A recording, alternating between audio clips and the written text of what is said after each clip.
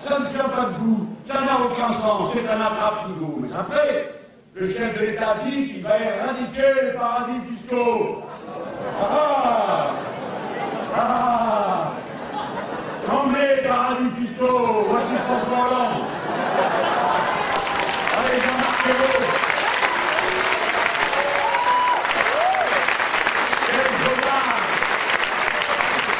Et d'abord, de quel paradis fiscal est-ce qu'il nous parle? Des paradis fiscaux, il n'y en a pas. Ah oui, vous voilà malin. Est-ce que vous vous rappelez pas qu'il y a eu au G20 en 2008 une liste de 11 paradis fiscaux, que 48 heures après ils étaient tous en règle? Alors s'il n'y a plus de paradis fiscaux, comment ça se fait qu'il y en a qui n'ont des comptes et que le président de la République veut les éradiquer? Vous voyez comment on vous a déjà pris pour des négos. Eh bien ça recommence. Comment va-t-on éradiquer les paradis fiscaux? En publiant la liste des filiales des banques françaises qui sont dans les paradis fiscaux. Mais pour ça, mes amis, c'est pas la peine de vous fatiguer, vous allez sur Internet, c'est écrit.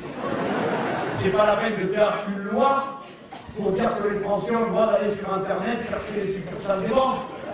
Mais c'est pas ça qu'il faut faire. Si c'était moi qui m'en occupais, voici ce que je ferais. Premièrement, aucune banque française n'a le droit d'ouvrir une filiale dans un paradis fiscal. Tous les paradis fiscaux sont immoraux et criminels, car l'argent qui est mis dans les paradis fiscaux, contrairement à ce que raconte le monsieur de la Madame Le Pen, contrairement à ce que raconte l'autre qui a un compte offshore qui parle la langue de la finance internationale, le trésorier de campagne de Hollande. La langue de la finance internationale, c'est celle qui fait qu'un gars qui s'occupait de taxis à Paris achète 2 boucheries et une librairie à Pékin et s'accorde avec un monsieur pour ouvrir un compte offshore dans un paradis fiscal aux îles Caïmans. Et ils n'ont pas besoin de traducteurs pour se comprendre. Voilà ce que j'appelle la langue de la finance internationale.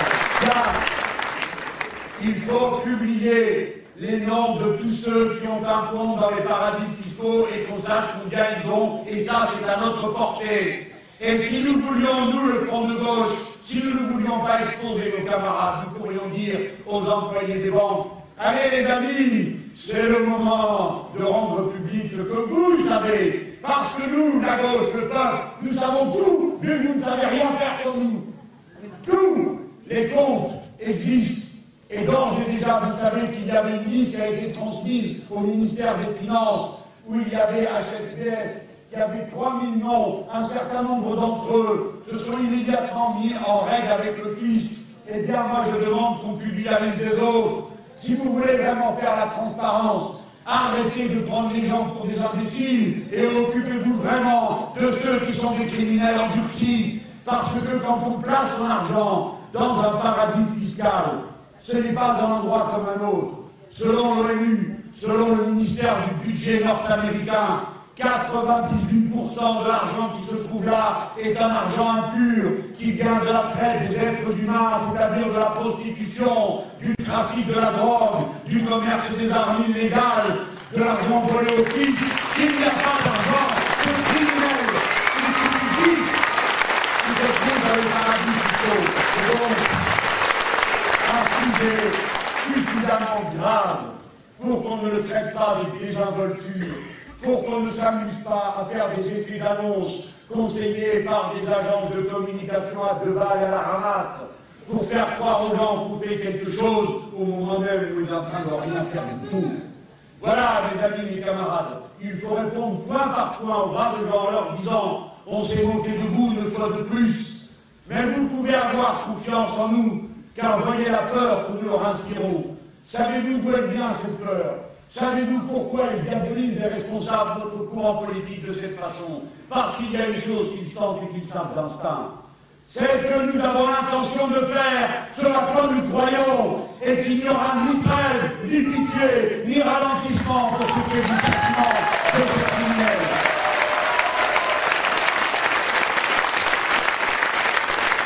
Nous vous appelons, comme vous le savez, dans ce contexte, dans cette situation, à vous rassembler le 5 mai à Paris. Écoutez-moi bien les gens, c'est une décision qui n'est pas facile que celle d'en appeler au très grand nombre. Ne croyez pas que ce sont des choses qu'on improvise. Nous y réfléchissons. C'est une grande responsabilité que nous prenons car il s'agit de faire une démonstration de force. Il faut se rassembler à Paris alors qu'il en coûte d'y aller. Je le sais très bien. Il faut se rassembler avant peut-être qu'après on se rassemble de nouveau dans les grandes capitales régionales. Mais il faut d'abord que pour sa dignité, son honneur, sa grandeur, le peuple français fasse la démonstration qu'au moment glauque, sombre, triste, moche de son histoire, lui se lève et est capable de prendre les affaires en main. Nous ne sommes pas des sujets, nous ne sommes pas des gens qui attendent à la maison en regardant la télévision à quelle sauce nous allons être mangés. Nous sommes un peuple libre, nous sommes composés de femmes et d'hommes conscients et éduqués, et nous assumons notre responsabilité d'adultes devant le pays, devant nos enfants, devant la génération qui suit, et à qui nous disons, chaque fois qu'il y a un problème, un républicain, une républicaine connaît la solution, c'est le peuple la solution. Vous viendrez de toutes les façons possibles, en covoiturage, en train, par tous les moyens dont vous disposerez pour faire avec nous le parcours dont je ne sais s'il ira de la Nation à la Bastille de nouveau ou de la Bastille à la République, mais en tout cas sur ces parcours symboliques de la grandeur républicaine du peuple français. Le 5 mai, pourquoi le 5 mai? Eh bien, il y a bien des raisons. Il y a toujours toutes sortes d'anniversaires. C'est l'anniversaire de Karl Marx, si ça vous paraît une raison de vous déplacer. On ne vous aurait pas convoqué pour ça. Non, le 5 mai, ce n'est pas seulement, comme le croit le nombril du monde, parce que c'est le deuxième tour de l'élection présidentielle et l'anniversaire du dernier élu. Non, le 5 mai, parce que c'est une date qui est plutôt confortable, et il faut bien le dire. Mais parce que le 5 mai, nous allons célébrer, non pas commémorer, le jour anniversaire de l'ouverture des États généraux de 1789, qui ont rendu pour la première fois le peuple souverain face à la monarchie.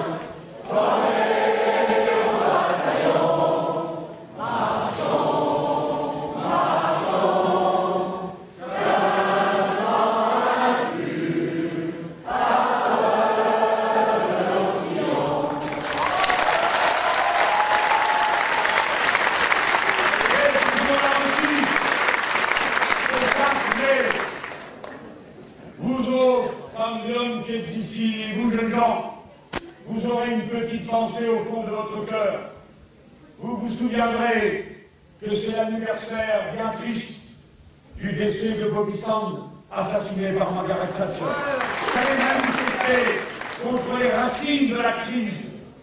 Vous allez montrer que vous avez compris de quoi elle retourne.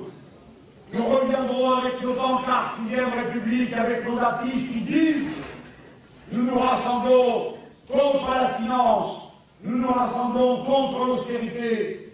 Et toute l'Europe va nous voir comme elle nous a vu la dernière fois à la Bastille, comme elle nous a vu au Prado, comme elle nous a vus sur la place du Capitole à Toulouse et dans combien d'autres endroits.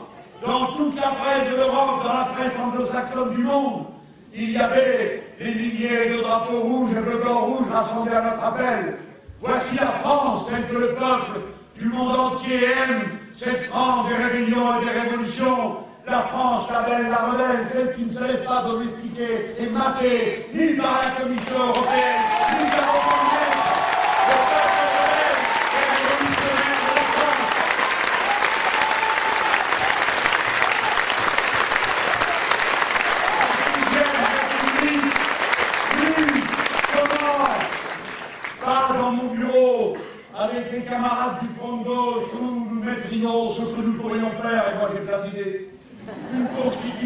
qu'ensuite, nous octroierions au peuple en lui demandant si on est d'accord ou pas. Non, cette constitution, elle doit être préparée par une assemblée constituante élue exclusivement pour faire ce travail. Élue avec des femmes et des hommes qui ne sont pas déjà élus dans d'autres assemblées et qui ne seront pas rééligibles après avoir écrit la constitution. Et ne prépareront pas à la maison. Ils feront comme l'ont fait nos camarades à Venezuela ou en Équateur. C'est-à-dire en imprimant pour que chacun comprenne et expliquant à chacun quel est l'enjeu de chaque article de la Constitution, tandis que défileront toutes les délégations qui ont quelque chose à dire et qui veulent qu'on inscrive dans les droits fondamentaux de la patrie tel ou tel point et qui veulent être entendus, comme cela a été fait en Équateur et ça a duré plus de 9 mois et ça s'appelle la révolution citoyenne. C'est cela que nous allons faire dans le pays. Et ensuite, chaque article sera présenté, expliqué, comme ont fait nos camarades, qui les avaient imprimés sur les paquets de pâtes alimentaires et de riz alimentaire, pour que chacun sache de quoi on parle. Car celui ou celle qui ne s'implique pas n'est pas seulement un citoyen inutile, il est un citoyen nuisible s'il ne s'occupe pas des affaires de la patrie. Il doit s'en occuper, il devra expliquer, commenter, faire parler. Car voyez-vous, il faut que nous nous souvenions que pendant que les puissants pérorent, qu'ils parlent et parlent et parlent sans cesse, qu'ils se moquent de nos frères et nos sœurs en Amérique du Sud, comme ce petit monsieur Sapin qui dit que lui est la gauche qui agit, tandis que nous, notre gauche là-bas, ça serait la gauche tonitruante. Mais la gauche là-bas, elle a fait diminuer la pauvreté et l'analphabétisme. Et vous ici, vous faites augmenter la pauvreté et l'analphabétisme. Il faudra expliquer. Parce que c'est compliqué de comprendre comment ça marche une constitution. Il faut que chacun, chacune comprenne déjà ce que ça veut dire le mot constitution.